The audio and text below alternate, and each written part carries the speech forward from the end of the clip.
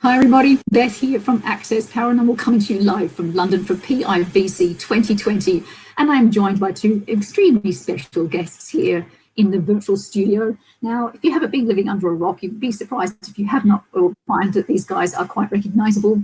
They are best known for their show Ghost Lab back in 2009. The Klinge Brothers have been involved with many self-made productions and paranormal investigations around the world using an array of methods and techniques. Now, as they focus on their ever-popular podcast, Death, Texas, and Tacos, they are sharing more of their knowledge about the paranormal and, of course, mixed in with some entertainment along the way. Because of this, they are also known what not to do with paranormal investigating. So I'm introducing you both all to Brad and Barry Kling. Welcome, guys. Welcome. Hey, yeah, how's it going? We do all that stuff? I don't know. I'll say wrong guy. We got the wrong guys on this. That's the other guys. You've been busy in the last over 10 years, just slightly. Yeah, just slightly. But hey, how's it going, everybody? Brad Kling here, brother Barry. Like I always say when on these StreamYard things, I always say it's a screwed up Brady Bunch. It's a get all these squares in here. Functional Brady Bunch. Right? Yes, yeah. I don't know.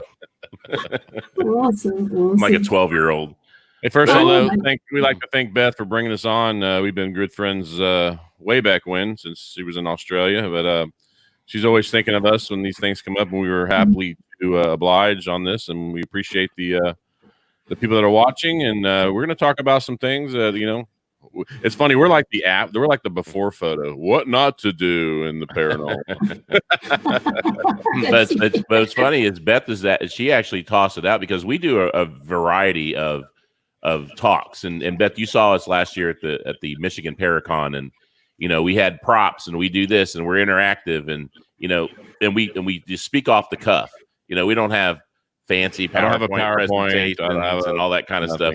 But we're going to tell you stories, and we're going to tell you funny things, and we're going to, but it's all relates to what not to do, which is probably, we could probably tell you more what not to do than what to do. So I guess we'll jump right into it. Are we ready to go? Yep. Go for it. All right. Well, I guess the first two kind of commingle because we're going to tell you a little story as to why this is true. But I think the very first thing would be, when you're doing paranormal investigations, or you're forming a team, or you're going out to an investigation with a group of people, make sure that the people that you surround yourselves with, you trust your lives with. These people are going to jump in front of a train for you if necessary, because when you start bringing people on your team that you don't know, and they're just they might be out for fun, or just they're not real serious about it, or they could majorly damage you. And that's we're gonna kind of tell the first story about that, and that rolls into our next one too. Where this is going, Barry. So Brad talked about know who's on your team. Well, when we first formed Everyday Paranormal back in 2007, we needed people, and we didn't really know. We'd never really done this before. It was our first time out. We had some people on there that weren't vetted. We didn't know who they were. We kind of got their names or through another person, and so one of them was a self-proclaimed psychic. And you know how psychic, they're psychic. This was a self-proclaimed psychic, and back then we're like, whatever, come on, it's an extra body. So this girl comes on, and we actually go to an investigation at a big, huge news station here in San Antonio. They let us actually come and investigate. Well, the producer had met us at an investigation before and liked us, the news producer, and she's like, our news studio is haunted. Come on out and do an investigation there. We're like, cool. So that's how we kind of got the in on that. And so we show up. We're all there. We're all excited. It's actually during the 10 o'clock news. So Brad and I are actually down in the newsroom watching the news. Well, one of the claims of this place is a person committed suicide up in the tape room. They have this room where there's thousands and thousands of VHS tapes in this room, all on shelves. Of course, we heard that story. We put a camera in there, but while we were getting ready for the investigation, we're down watching the news, having a good time. Steve Harris, which you know from Ghost Lab, one of our good buddies, he's also on our new podcast with us. He comes running down there going, Brad, Barry, you are not going to believe this. A tape flew off the shelf. We're like, what? What flew off the shelf? You say, man, it flew off the shelf. You got to get up here. So we haul ass up there. And sure enough, We walk in the tape room. There's a tape on the ground. We look up, and there's our camera. I mean, perfect view. This is the holy grail. This is what you always want, because something moving on video. We're like, here's a second tip of what not to do. Hey, go get the producer. Go get the client. We're going to go over this footage right now. Don't ever go over your footage in front of the client. And we're going to tell you why. This is where the two are going to mix.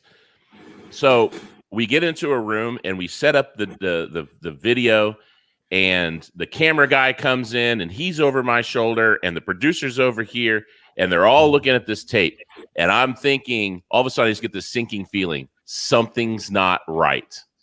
Something's not, you just don't get a tape flying off the shelf like that. Something's not right. So I hit play. I should have stopped it right at that point in time.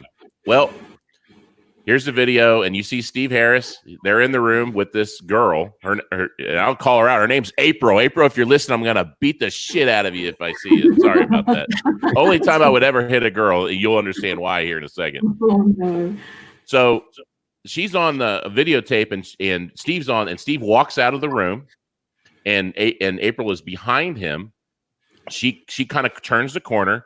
She stops, and I said, "Oh no, here we go." Oh no. She reaches back and she flicks a tape, but it gets stuck. So she reaches back again, and as hard as she can, flicks that tape off the shelf, and then jumps back and goes, "Oh!" And Steve comes running back in because he didn't see what happened. The only thing he heard was the tape hitting the ground. He comes running back in, and she's like, "Oh, the tape flew!" Oh. And that's where he goes running down. Well, this is all being videotaped by the news station and the producer right there. And right there at that moment, Barry and I said, this is way before Ghost Lab. This was we didn't have Ghost Lab yet. We wouldn't have had Ghost Lab had it not been for damage control that we did right there. Because it's like, man, I was so pissed. I shoved my laptop in the bag, and I probably shoved it in the bag like 5 or 6 times, and she was gone. She was gone. Oh, yeah, she took off. And Barry and I pulled the cameraman and the producer in the room, and they happened to be boyfriend, girlfriend, or husband and wife. I think they're boyfriend and girlfriend at the time. Anyway, said, "I'm sorry. I have no idea why that happened. Obviously, we don't know that person." And they said, "We understand. You wouldn't have sat down and showed us this if you knew that this was, going to happen." And they're very cool about it. But I tell you what, for the next day, 2 days, 3 days, we were watching the news religiously, going, "We're going to be the expose story at 10 o'clock. Ghost hunting team fakes evidence." And it's like, and we write about this. It's in our book, actually. We write about the story, but that moment right there was like, we would have been. It could have ruined your credibility. So, you don't review the evidence, because you never know when something like that's going to happen, especially when you don't know people who are at the investigation. So there's a twofer right off the bat. Number 1, know who you have. 2, do not review evidence in front of the client. Wow. Yeah. That's not great. Yeah, I mean, because you think about all the downstream effects that could have caused, credibility. We would have never been on the show. We would not be sitting here today talking to everybody here around the world. It just, but now we look back at it, we kind of laugh, but it wasn't funny at the time. It really wasn't. Gosh, it could have been so much worse.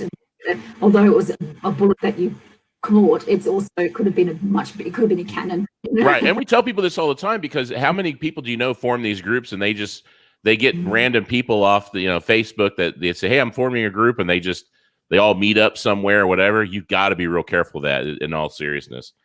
But another thing, where are we going to go with this one, Barry? We did jot some notes down, so we how we tend to just start rambling and talking in different directions. That's it. I guess what we'll talk about now is kind of going into an investigation. So you got a place you're going to go to, and you're really, pumped up about what's going on there, the history of the place, the research. We always found, and we did this in the beginning, we researched and stuff before we went there, but we found as we went along and as we did Ghost Lab, and as of now, don't research the place. Don't find out the claims until you're actually into the investigation, because it really taints the investigation. You already got a preconceived notion of names of ghosts that aren't even confirmed, activity that's never been confirmed and maybe never even happened. And so you're so tunnel vision into this stuff that's all you're doing. You're focusing on what you heard or what you found out. It's really cool to go in and find a piece of evidence that matches real history. For example, Private John Riley, Gettysburg. We didn't know about Private John Riley. We knew nothing about this guy, and we get this name. Then the research happens, and it's a lot cooler to find out that there really was a Private John Riley who really was in that spot in Gettysburg at that particular time. So it really taints the investigation, and it taints your mind if you already have this research in your head already. Yeah, if you know that there's a ghost named Bob there, how many EVP sessions happen when they say, "Bob, can you hear my voice, Bob?" And if they get a male voice, it's automatically Bob. You've already have a preconceived notion of what you want to get, and that's not just places that are not known, but also places that are well known, that are well documented. Example: Myrtle's Plantation in St. Francisville, Louisiana, one of the most haunted places in the country. And Barry and I can attest. We've been there several times. We did a Ghost Lab episode there. That place is haunted. Beth, I took you there. We took you by there. Right. I was so lucky to go. That place is majorly haunted. Yes. But the biggest story there is a ghost named Chloe, who was a slave ghost who overheard the plantation owner's conversation, that she was having an affair, and he lopped off her ear, and blah, blah, blah, blah, blah. Well, all the stories about Chloe. So everyone that comes there, Chloe, is Chloe here? Hey, Chloe. I'm telling you, there's no documented history of Chloe ever, nowhere. There's a slave woman there. There's been pictures of a slave woman. They got EVPs and evidence to possibly have a slave woman, but not named Chloe. The story's been sensationalized, and we actually, what was her name? The lady who ran Hester. Hester. She's been on she's on our show, Ghost Hunters, other shows. We confronted her, and she got pissed off at us when we said, we can't find any evidence of Chloe. Oh yeah, there's a Chloe. Oh, she's here. Very defensive about it, and not that she's lying. People in there, and not that she's lying about it. Also, but it's like it's been so ingrained in her over the years about this romanticized story, and that's what happens a lot of times. Is that you get this evidence, and then over time, people romanticize a story as to why that ghost is there. And 9 times out of 10, it ends up a completely fabricated, account of real event. So do your research afterwards based on the evidence that you got. Barry and I like to, and you noticed this on Ghost Lab, and this was true to form. We would show up at a location. The producers, they would obviously know about the claims and stuff because they talked to the people before we got there, but we didn't want to know. So we got in there and we wanted to find something. And that one thing that we found, or 2 things or 3 things, would lead us into where we would go, the direction in that investigation. And sometimes it took a turn, sometimes there's a twist, sometimes it was spot on. But that's definitely a way to investigate for sure. And you'll have great results and a lot more fun at it too. Oh, that's what I was gonna say. You're gonna have a lot more fun piecing the puzzle together, because it's what it is, a big giant puzzle. And even the research along the way, you find a name. Let's go research that name. It might be a dead end. We find this. We find a date. Let's go research that date. That's how it's an investigation. It's not a walk in. Hey Joe, you here? Joe? Oh, Joe's not here. Or hey, I got an EVP. It's Joe. It's the axe murderer Joe. It's like this, and then they go away. Nothing's been even done to move the field forward. It's just really just out there for shits and giggles. So do your homework afterwards. That's our 3rd tip. A 4th tip, and I guess it maybe has to do with that. And we always refer to Ghost Lab. Obviously, we're biased because we did that greatest freaking show in the world, greatest show ever. But we were very, very stubborn about the way we wanted to do it. Pains in the asses. Yeah, pains in the asses to the producers. But the one thing that we didn't want to do, that you'll see a lot of paranormal groups do, is their first exposure to paranormal is watching television, and they watch the shows. Okay.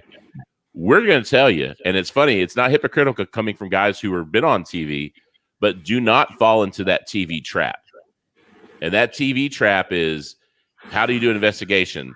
You walk in, you talk to the owners, lights off, Everybody gets their recorders out. Is anyone here? Can you hear the sound of my voice? Is anyone here? Is anyone here? Hello? If you come out, I promise we'll leave. Don't lie. You're going into investing. How many times have you heard that? Well, if you would just appear or make a sound, we'll all leave. It's like, no, you're not there to leave if you get paranormal evidence. So it's like, don't fall into that. Go into a location, and a lot of times Barry and I would just sit there and do nothing and listen and watch and experience, because your best equipment is your eyes and your ears and your nose and just all your senses. That's your best and what you need to use. And this kind of goes into our next one. But it's funny how all these kind of snowball into each other about, what to do, what not to do. So don't fall into that TV trap. Keep your mind open. Go in fresh. Sit there. Absorb the environment. You decide what way you want the investigation to go. Think outside the box. Don't, like you said, Brett, you see it on this show and that's how they do it. Well, that's how we're going to do it. And that's how we're going to get results. No, think outside the box. You run your own experiment. We always call them big what ifs. Maybe the paranormal acts because what if this happens? And that's how we always come up with our experiments, is giant what ifs. The what ifs might be totally wrong, but you got to try it out. Don't get so tunnel vision in what you see on TV, because 90% of the things they do on TV is just to get ratings. A lot of people don't even know what those things do, what it means. It's just for flash. So don't get caught up in that. That is not the end all be all. But like I said, leading into that, you see on Ghost Lab, the equipment we use was pretty much equipment that's already out there that's used for scientific measure. EMF data loggers, humidity data loggers, just plain audio recorders, recorders. All these things are all available out there for you to use. They're true scientific piece of equipment. We have a problem with things that are made to find ghosts. Now think about that. So you got a guy in a basement somewhere in Montana, making these contraptions that have these lights. Wait a second. The Unabomber makes these things? He's in charge of the ghost box. He's to blame. But you got this guy or girl out there making these things for profit. They're making money on it, and it's lights and bells and whistles. Give it to the guy, and yes, this light went off, so there's a ghost, because someone told him that. And there's far, far, far from the truth. You really have to use things that are made already to measure scientific data. Now, you've seen us use K2 meters on Ghost Lab. But it measures real radio frequencies. And like a REM pod measures static electricity. Those are fine. But like an SLS camera, they're cool, but we don't know. They're just mapping things that they see. We don't know if that's a ghost or not, but everyone swears by it. The Ovulus, a word bank dictionary that comes across, everybody swears by it. You don't even know how it works. Because who built that, they said, well, we were able to translate EMF readings or environmental readings to words. How the hell did you do that? And where did you buy that translation book? I'm sorry, it doesn't exist.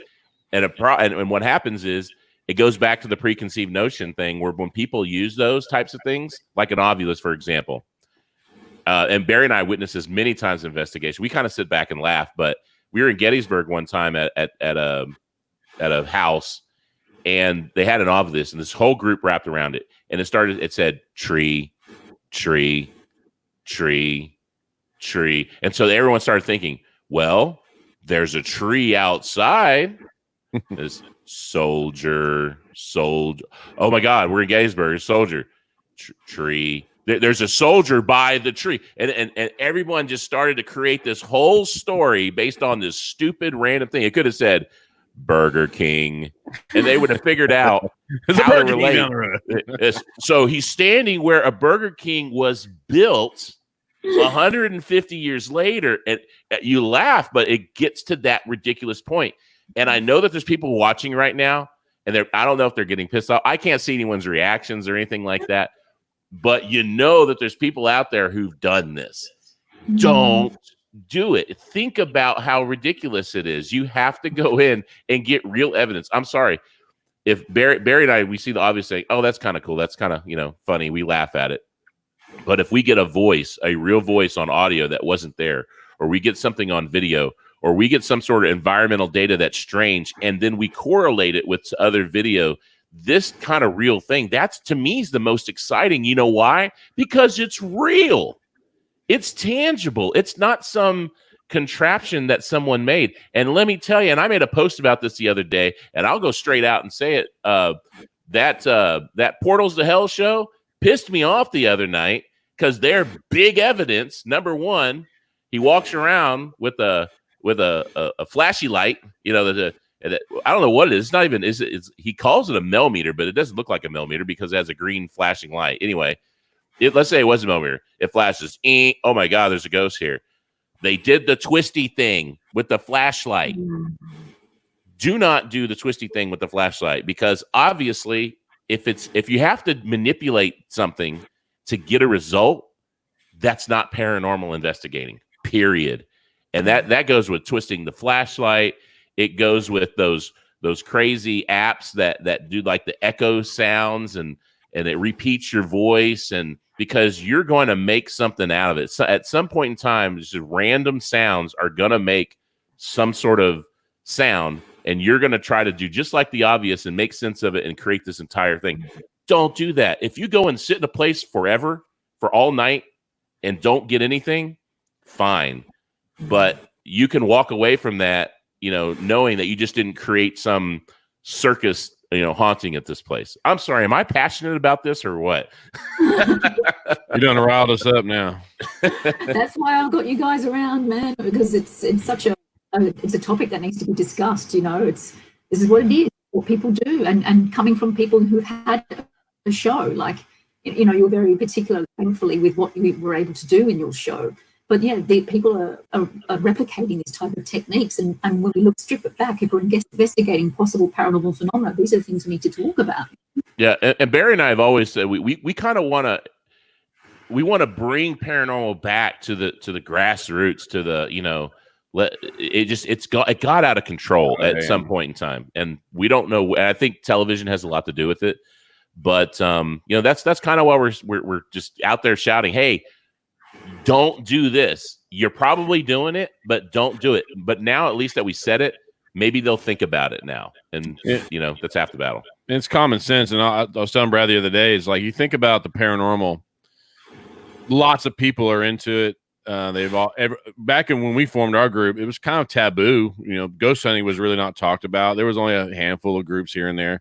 Now everybody's got a group. Everybody's ghost hunting. Everybody's seen a ghost. And I really attribute it to, it's almost like it's instant gratification. So like I go out and I do the flashlight trick and it flashes. I just got this cool evidence. Now I'm part of the group. I'm popular. If you look, it's almost like a popularity contest. And now I have instant friends, and now I belong to a group. And I really think that the evidence that people get, they don't really care if it is a ghost or not. It's something that I saw on TV and it happened to me, and now I'm a ghost hunter, and it's unfortunately just dragging this whole field to the toilet. I mean, it really is, and it has to get back to the way it was. The ghost shows. I'm friends. I know all those people on the ghost shows, and I'll say it right here. Most of them are full of shit, and it's really just it's made it hard for us to really do good things in the field. And Brad and I, it's why we formed the podcast. It's kind of our voice. We're going to piss some people off, but we really don't care. And this is how we are. But it needs to happen. I know a lot of people think this, but don't say it. Well, we're going to say it. And so that's what, don't get trapped in that TV thing. Don't get trapped in the contraptions that are out there. Use your best judgment. Use common sense. So we'll kind of tail it back a little bit now and actually talk about some technique type stuff. Okay. One thing that I see a lot is people go into investigation and they'll take their audio recorder and they'll turn it on and they will run it for 6 hours the entire time. Do not do that, because when you have to go back and listen to that, it is almost impossible to listen to 6 straight hours or even 30 minutes straight of silence and voices and things like that. Keep your sessions to 2 to 3 minutes each. I would say no more than 5 minutes, because what happens is that when you do a specific session, turn it on, and then you stop it when it's done, you know in your mind what happened during that specific 2 to 3 minutes. Okay. You can do 10 sessions that are 3, 4, 5 minutes long, and you're going to remember more about every one of those single sessions than you are 3 hours straight of audio. It's the truth. And I've seen it many times where literally people are, I've fallen asleep, listen to long audio sessions. But you keep that stuff short because it's easier to go back and review. Like I said, even if it's 10, 12, 20 different sessions, it's a lot easier to review that way. And as much as you can, review that yourself. Don't give that to someone else to listen to unless you want them to listen to something specific, because they weren't there. They weren't recording. They don't know when someone coughed or when someone stomach growled or something like that. And if they hear something like that, they're not going to have that firsthand experience. So as much as you can, review that stuff yourself. I've seen a lot of people, they'll do that. They'll have a group and they'll have one person that reviews the evidence. Now in Ghost Lab, we had the lab review the evidence, but it was immediate. It was right there, and they were kind of monitoring the situation, and they were kind of there with us too. So, but we had to have that kind of quick turnaround anyway. But and with that, review it immediately. Don't sit on audio files or video files for 6 to 8 weeks before you look at it, because you're going to forget. Human nature, you are going to forget what happened, and all of a sudden you're going to hear a growl, and you're going to forget that they forgot, one guy forgot to eat dinner before he got there, and his stomach was growling, and now all of a sudden you have a demon in your evidence. So review that stuff quickly. I've also seen where people go in and actually collect evidence and never go over it. They just collect all these audio files and all this stuff, and they go, okay, and it just sits somewhere forever, never seen again, and they go on to the next one. It's like, if you take the evidence, you got to review the evidence. So, we'll tell a quick Ghost Lab story. This is funny. So Steve Hawk used to, the older guy on our show, used to review a lot of our evidence. And what we would do is Barry and I would come in, we'd give the audio recorders that we just used to him, we get fresh ones, and we go back in, and he'd start listening to it. Well, because he necessarily wasn't in there, we'd come back out, and he's like, guys, I got a gravy pea. It says chicken. What? Yeah, it says chicken. What it was is like, if you rub your thumb accidentally over the mic or something like that, it kind of makes that sound. But it sounded like a voice like chicken. It's like, I tell you what, Steve Hawk, even if there was a voice in there that said chicken, I ain't using it because that's the dumbest thing I've ever heard in my life. It says rickadoo. It says Sacagawea. It said no, yeah, Sacagawea. So no. And these are all just kind of bumps and sounds and pops and things like that. That someone like, I know what the sound was because I know it. It sounded like me rubbing the recorder or whatever. But it's just funny, and that just goes to show you, someone else listening to it's going to hear all these crazy things that probably are not there anyway.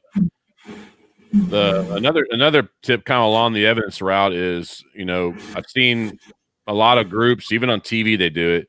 They find a piece of evidence and they're done. They're off to review it. They're going on to another place. They got an EVP. Hey, everything's cool. The whole point of investigating is correlation of evidence. In order for this field to move forward, we have to find out how this works. What are the conditions when this voice appeared? Was EMF high? Was the humidity low? Did you get a picture? Did you get a video?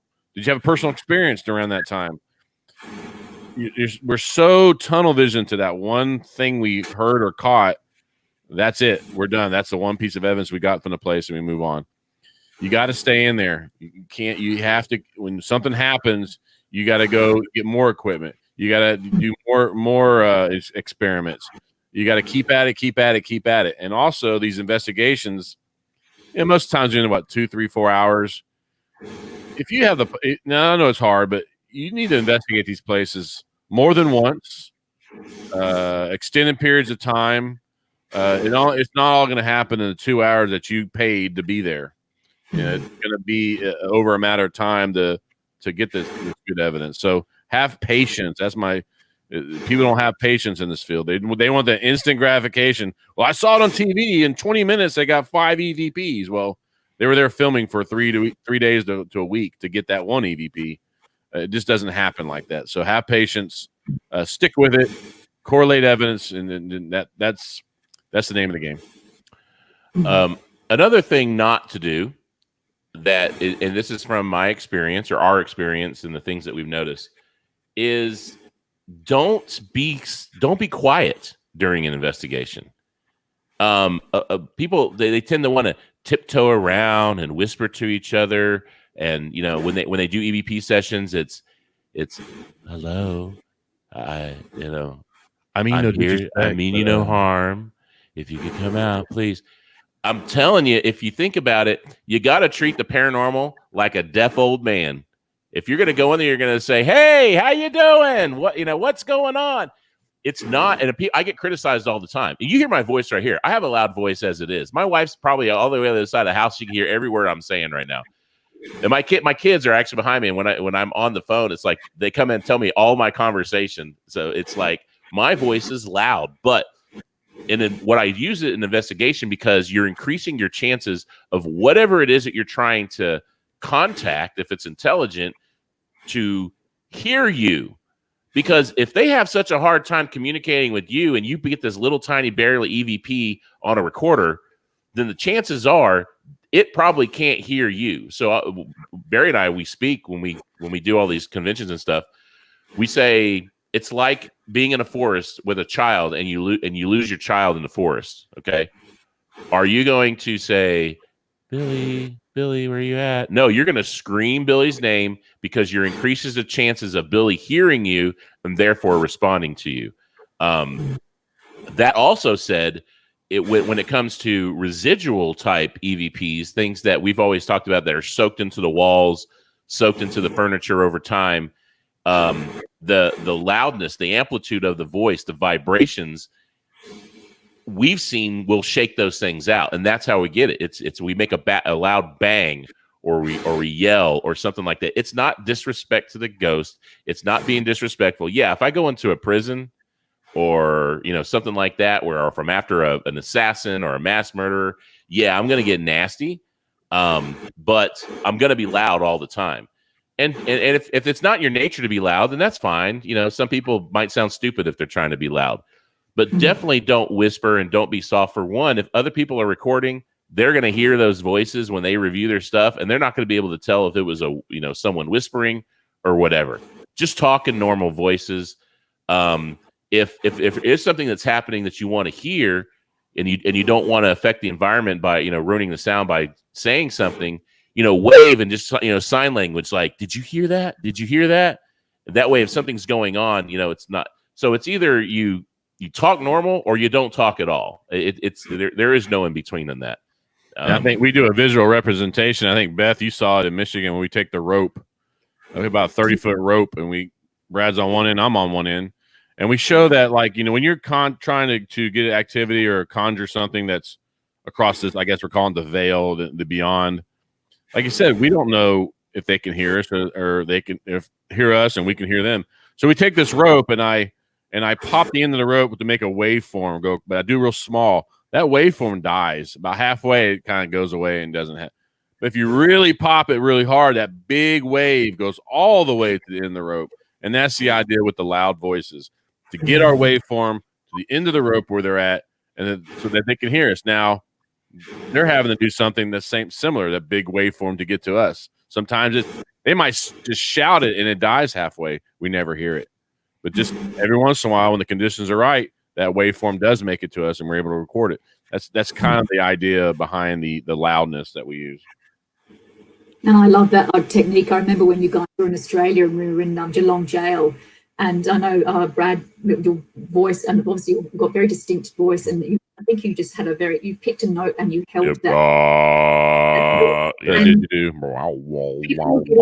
Sounds. Yeah, exactly.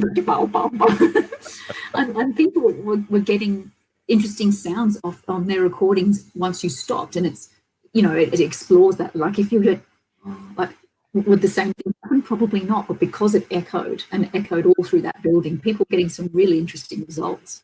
Right, and you talk and think about how simple of a technique that is. It doesn't cost money. You don't have to invest in all these crazy gadgets. You don't have to, read all these manuals to figure out how to use it. You just, off the top of your head, you know that energy needs energy to manifest. That's the basis of everything.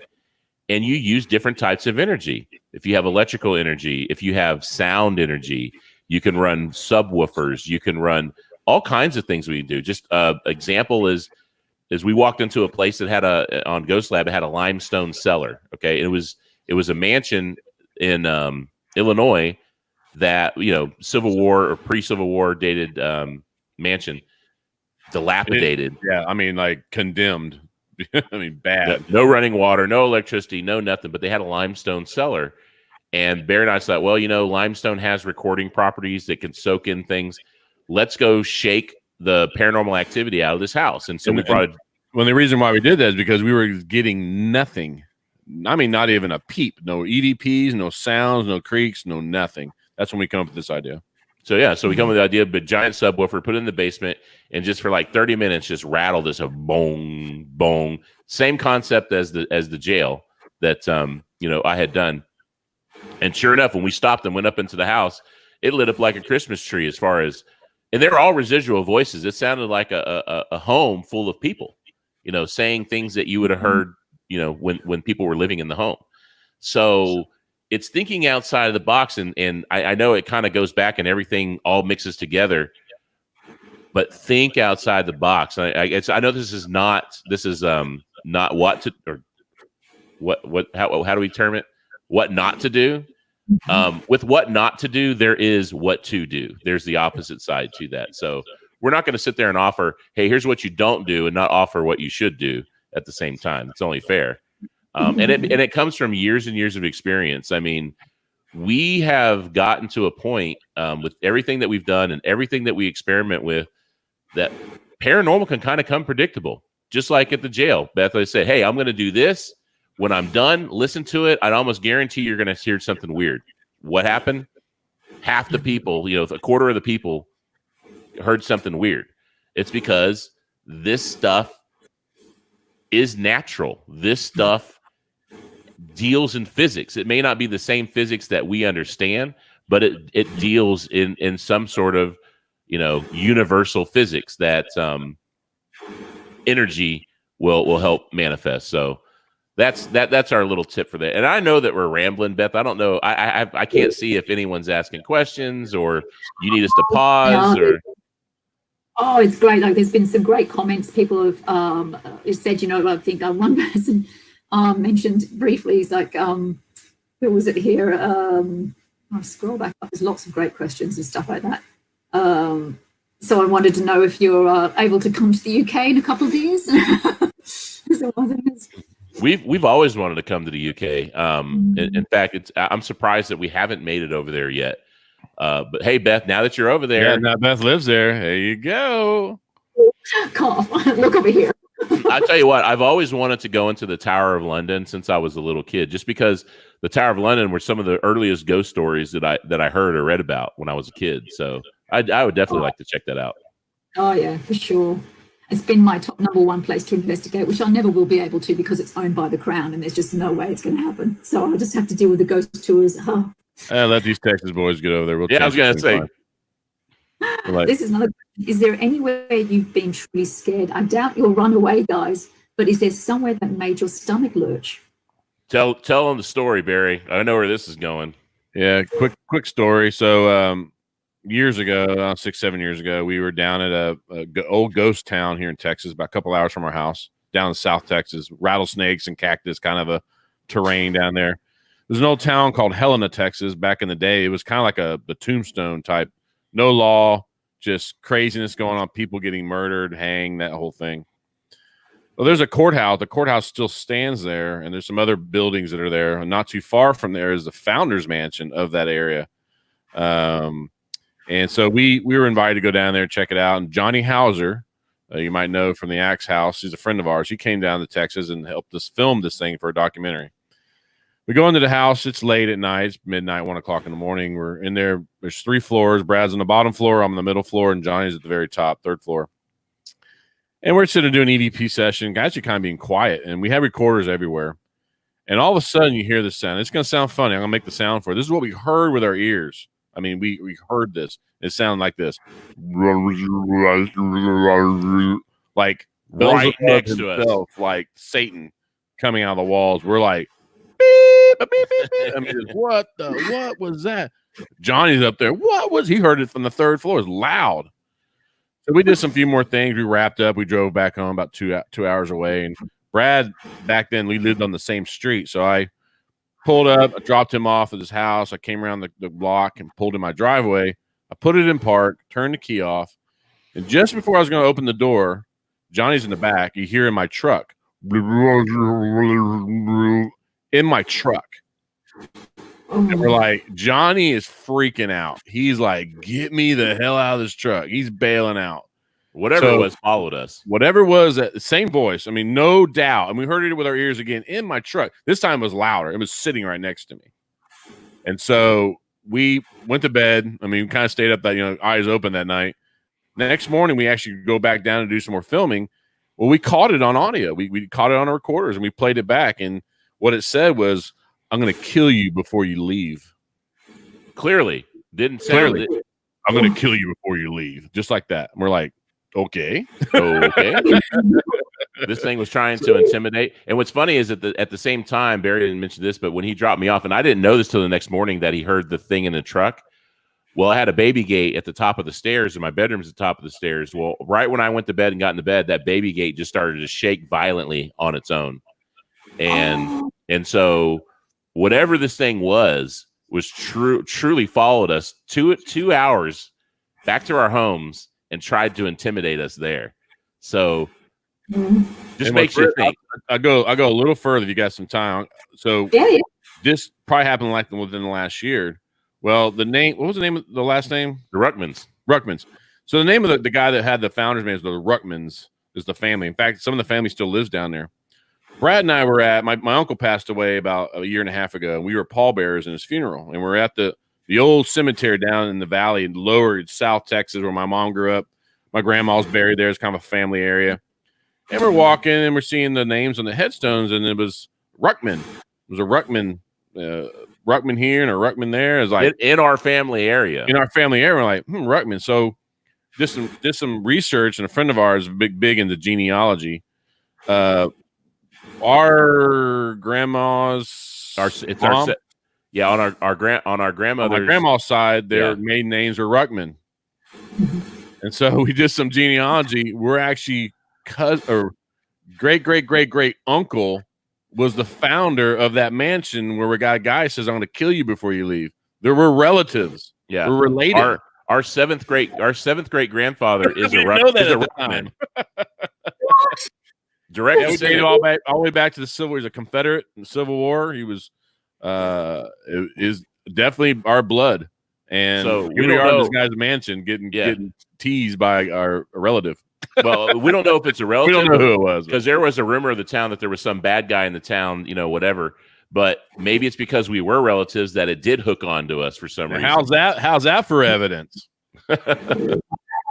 Wow, that's intense. There's a question here from James. With the various data logging equipment that you use, have you seen any correlation between those measurements and any paranormal activities so all far? the time. In fact, if you watch Ghost Lab, you'll see some of those instances where that happened. We have found where there's a weird EMF spike.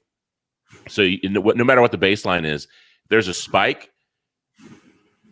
8 times out of 10, 9 times out of 10, you go back to that spike and listen to your audio or watch your video, and something happens there. Either a voice, a strange sound, a video glitch, or something like that.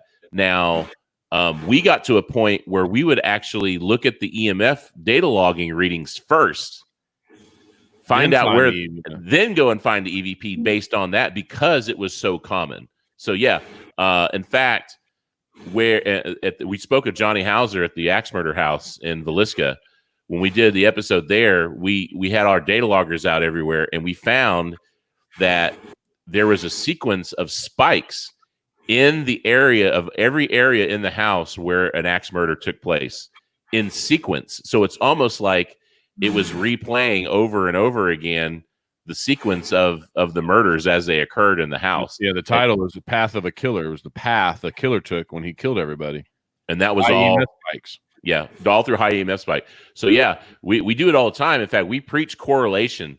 We don't just like getting the like, oh, there's some high EMF here. Oh my God, there's a ghost there. You know, that's it. We want to go further and actually find something that's there or manipulate something that's there. And one thing I'll go further with, there's a kind of a misnomer where if we talk about what not to do, don't fall into the idea that high EMF means that you're hallucinating. Because high EMF to us, we've always called it the ghost buffet. You need that energy for something to manifest. And the more energy there is, the more that stuff manifests. And we caught a shadow, a clear shadow. Our cameraman on Ghost Lab caught the shadow behind Barry going out a window in a column of high EMF that we traced down to the furnace in the basement that went up this metal shaft in the middle of the building. And this is where the client or the person was having all the experiences. A paranormal investigator will walk in, I've seen 100 times. Oh, there's high EMF. They must be hallucinating. No, according to the World Health Organization, less than 1% of people are hypersensitive to EMF to the point where they would, get violently sick or hallucinate or things like that. So it's not, it doesn't correlate. And so use it as use it as a tool if you find high EMF. Absolutely. One from a Facebook user, Brad. Have you ever tried to entice a dead serial killer's spirit? I think I know where that's going. Yeah. Oh, yeah. John Wayne Gacy, man. John Wayne, yeah. We actually made a Strange Curiosity show about him. Yep, and Richard Estep recently wrote a book about that investigation, and it's a very odd story. And the funny thing is, the guy where this happened at, in the home where this happened at, where John Wayne Gacy apparently appeared, he was at my house here in Texas because he was a friend of ours before anyway, sitting at the dinner table, and he told me about this John Wayne Gacy story at his house and these investigators, and I said, "Oh my God, that's the craziest thing ever! I've got to document that." So we went up there and taunted the shit out of old John Wayne Gacy, and let me tell you, he deserved it. And I said before, we're not going to hold back when it comes to child molesters and mass murderers and people like that. We're gonna get on their case, and it seemed to work. In fact, there's a lot of psychics, and of course, you got to take what a psychic says with a grain of salt. There are a lot of psychics that come in there and say that John Wayne Gacy, which he says, very, very aware of who Brad Klinge is, and he doesn't like him. It's like, well, guess what?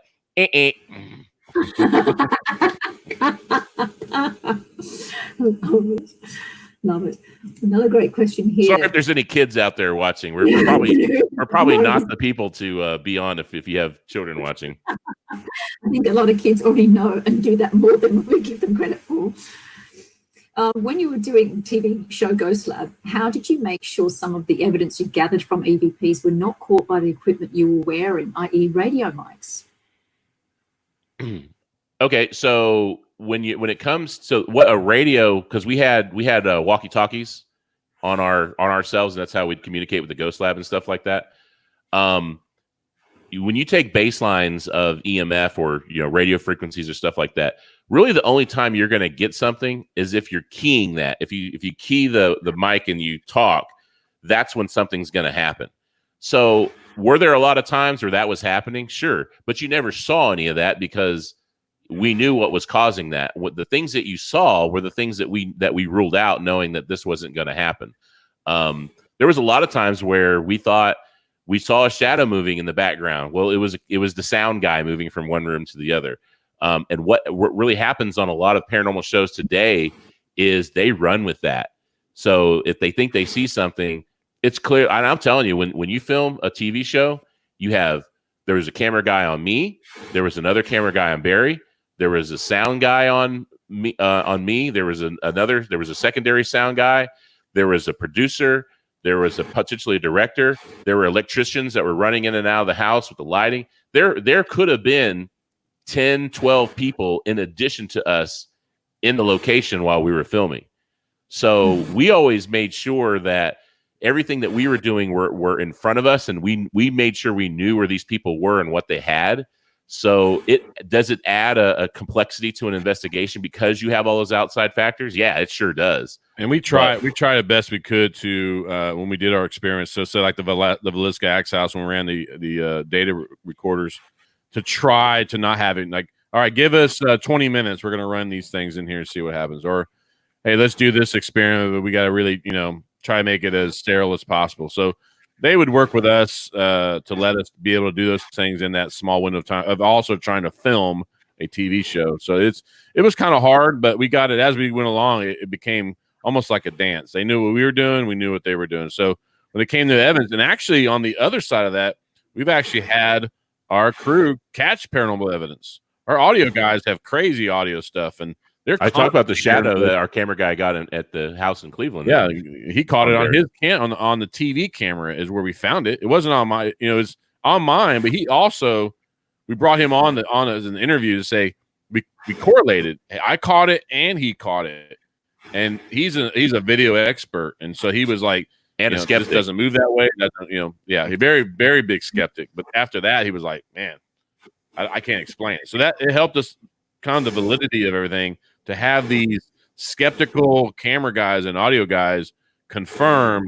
I have no idea how that happened. So that was good for us. Wow. We've got a question here from Kenny.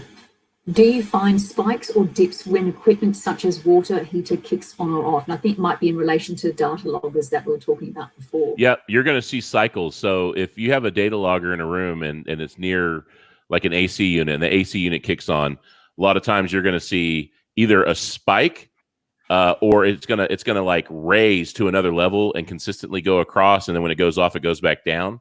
But that's the thing you have to look for. Whenever you see anomalies like on data loggers, you have to look at anything that's cyclical.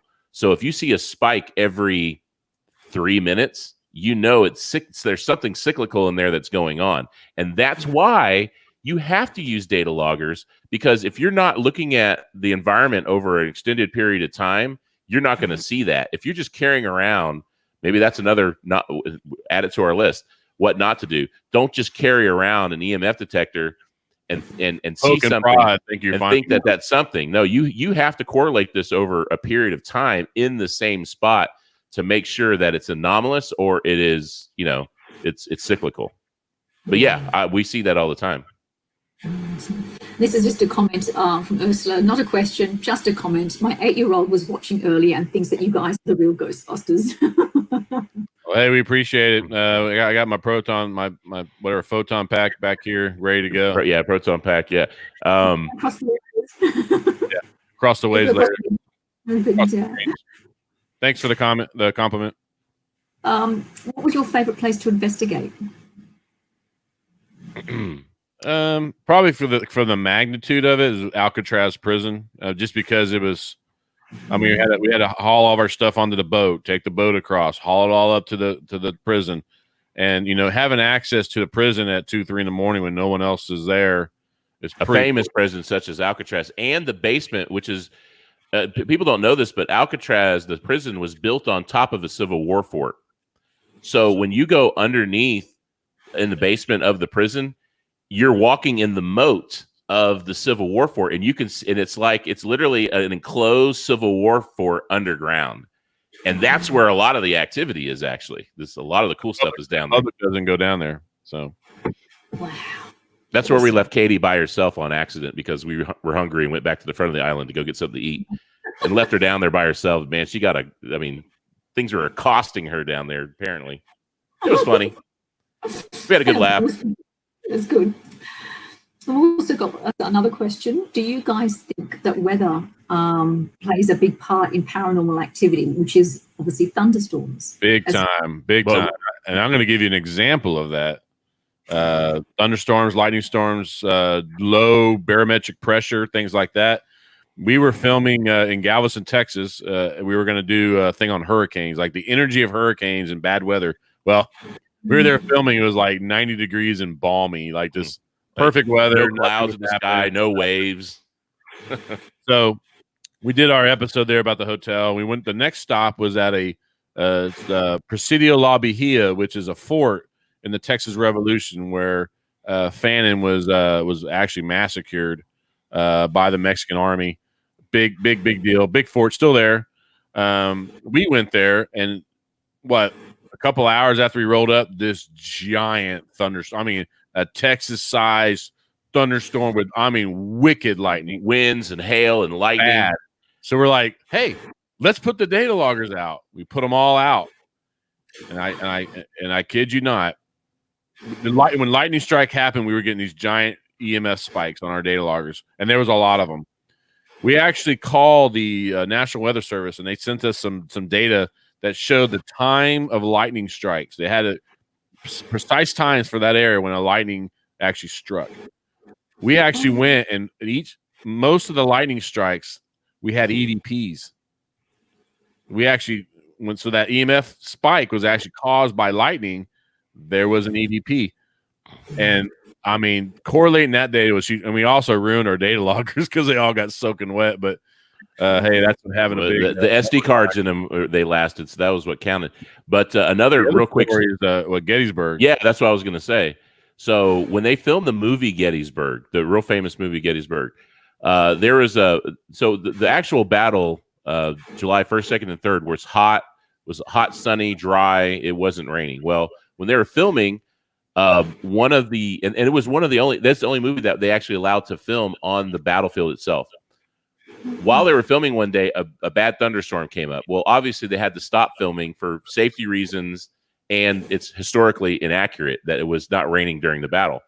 But as this thunderstorm came up and as the lightning started to flash, all the actors, and hundreds of them, thousands of them, you can imagine how many people, how many extras were on a set like that. When the lightning flashed, many people claimed that they could see the battle going on around them, the real battle, every time the lightning flashed. And it was multiple reports from people, who weren't expecting it, not paranormal people, just people out filming a movie, and very well documented. But yeah, it's energy, and see that the lightning, it's nothing but energy, and it's helping paranormal activity come through. It's like riding a wave. That wave is that electricity, and that's just one form of energy that it can come through. But yeah, and it's funny, people are asking these questions. It's every question. It's like, go watch this episode of Ghost Lab. Go watch this episode, because we answer that question exactly if you go watch that. Awesome. Another great question as well. I know for the most part you are scientifically based, but do you believe in psychics or empaths or spiritual communication apart from medical? Well, you think about spiritual communication. If we're saying something and we're getting a response via an EVP, that's spiritual communication. As far as psychics go, I truly believe that there are people that have that ability. It's just it's an extra sense. It's a heightened awareness. It's like dogs or children. They have that extra sense where they can sense things like that. That hasn't been muddled down through experience like most adults or most people. But I have to take those things with a grain of salt, because it is just what they're saying or what they're doing.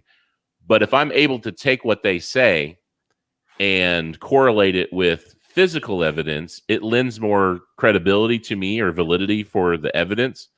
So I guess the answer to that question is yes, we do believe that those are out there, but we're really, really careful, because there's a lot of them that they just think they are. It's just like paranormal groups. It's the same thing with psychics. You have this self-proclaimed, I'm going to be popular. I'm going to be famous. I'm going to, I come in, I've seen them at events all the time. Some person pops up and almost they're just telling the story, and there's this person here and there's a person here talking to me.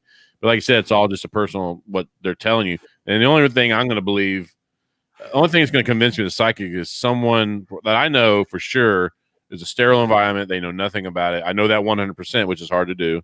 And then they maybe rattle off names and dates. I've had one experience where someone actually, he was a friend of ours. He was at an event with us. He's a psychic. And he was telling me things that he had no clue. There's no possible way he knew about it. He was kind of specific things, like very specific things, not just to me, but my wife. So yeah, there are people that have that gift, and I think all of us have that gift It's just some are more fine tuned than others, but you got to be careful with that. Like I said, a lot of them out there just trying to make a name for themselves and just really just give the whole deal a bad name. Absolutely. And like, you know, yeah, that's particularly here with in the UK with lockdown.